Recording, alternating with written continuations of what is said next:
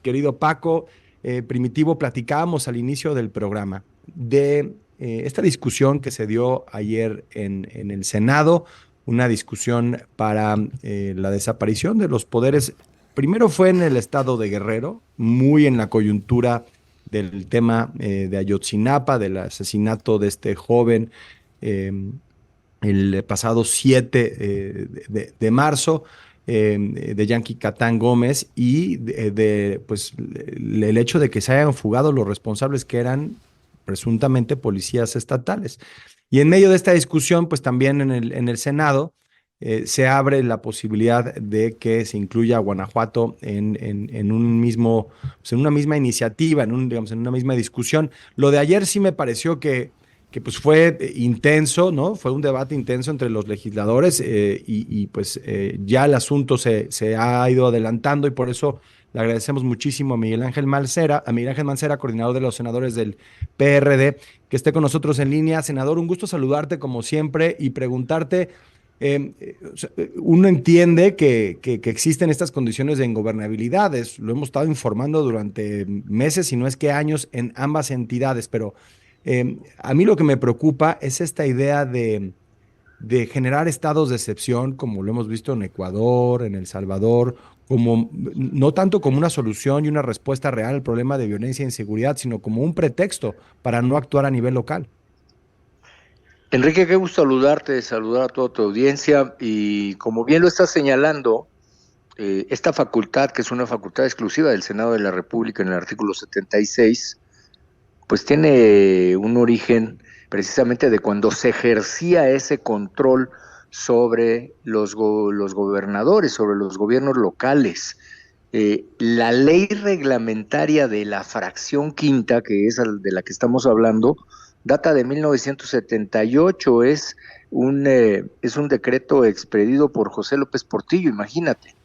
Entonces, de lo que se está hablando ahí es de disolver a los tres poderes, que fue lo que yo explicaba ayer en tribuna. No estamos hablando de si un gobernador ha sido omiso, ha estado presente, ha estado ausente. Estamos hablando de acabar con los tres poderes, legislativo, ejecutivo y judicial en un estado. Por eso es que en esta ley reglamentaria, Enrique, se plantearon supuestos muy específicos. Ni los índices que mostraban ayer en estadísticas de criminalidad, ni las ausencias políticas que debatieron también, ni ninguna excentricidad, por más lamentable que pudiera ser. Senador, Hay aquí, supuestos jurídicos específicos. senador, aquí Paco Almaraz. En términos prácticos, Paco, gracias. La oposición no cuenta con los votos para avanzar en el caso de Guerrero. ¿A qué atribuye usted la respuesta visceral de Morena? Pues ya se fue a la amenaza y casi a la extorsión, ¿no? Bueno, es que lo que deben de calcular mis compañeras y compañeros, que también ayer se los dije, es que si la Morena y su bloque mayoritario, que eso es lo que tienen mayoría, es decir, Morena y sus aliados votan, es mayoría simple. Es un procedimiento que se hizo tan cargado a que fuera una amenaza, como se dijo en un principio por Enrique, a que fuera una forma de coacción permanente, una amenaza siempre latente, que requiere mayoría simple. Entonces, si Morena y sus aliados dieran para adelante a la solicitud de desaparición de poderes en Guanajuato, por ejemplo, pues ahí sí lo pueden conseguir. Así es. Ahí sí lo pueden conseguir. Entonces yo creo que no se debe estar jugando con esta figura jurídica, yo ayer lo reiteré, que es de altísima responsabilidad para el ejercicio del Senado de la República. Senador, te saluda Primitivo Olvera, buenas tardes. Hola, Primitivo, qué gusto saludarte. Igualmente, buenas tardes. En términos prácticos, estamos viendo que se trataría entonces de un duelo político, de un duelo casi de venganzas, como se está planteando, ¿no? Tú me amenazas con desaparecer poderes en Guerrero, yo te amenazo con hacer lo mismo en Guanajuato. ¿Qué es más factible? ¿Es posible realmente transitar a la desaparición de poderes en Guerrero con los votos que suma la oposición? ¿O realmente lo más probable es que se pueda concretar un asunto así en Guanajuato? De que hubiese la intención política de que avanzara una propuesta de esta naturaleza, sin duda la afectación sería para Guanajuato. Ya se planteó alguna vez cuando empezamos nuestro trabajo legislativos para Tamaulipas, todavía siendo gobernador el exgobernador Cabeza de Vaca, y fue el diálogo político lo que lo evitó, pero de que pudiera prosperar la que plantearon para Guanajuato, dado que tienen mayoría simple, podrían lograrlo.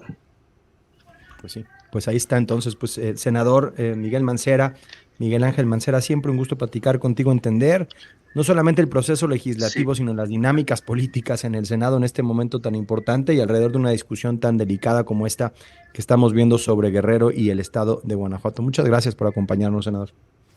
Muchas gracias a ustedes, delicadísima. Y algo que tenemos que hacer en el Senado de la República es que esta facultad quede con mayoría calificada. Es decir, si la vamos a hacer que subsista, debiera estar con mayoría calificada. Muchas Sí, gracias no por se la puede oportunidad. utilizar como un arma política para estar, como decíamos, Totalmente. extorsionando o tratando de intimidar a las minorías, porque pues en lo que está de por medio es la gobernabilidad de estos estados. Muchas gracias, Miguel Ángel Los Mancera, nombramientos de nuevamente. ministros, los nombramientos de consejeros de la Judicatura son con mayoría calificada. Los nombramientos de sala superior. No es posible que una desaparición de De poderes poderes, de un sí, Estado sí, sea de sí. mayoría simple.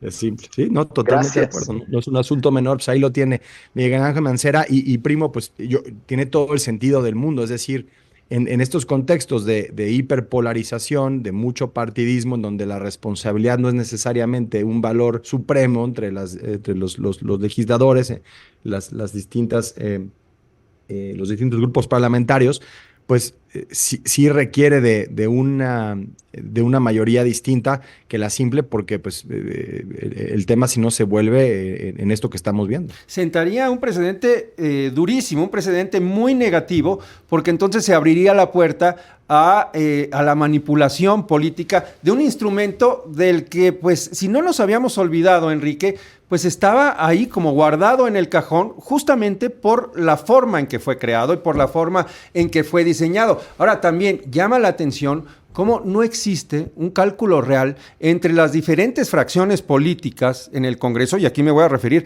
a la oposición, que dan pie a una discusión que al final es nociva y se entra a la discusión, sí, por la gravedad de la situación en el estado de Guerrero, pero al calor de la contienda electoral que termina contaminando todas las decisiones y los votos que se dan en el Congreso. No hubo cálculo alguno cuando decidieron sacar esa carta.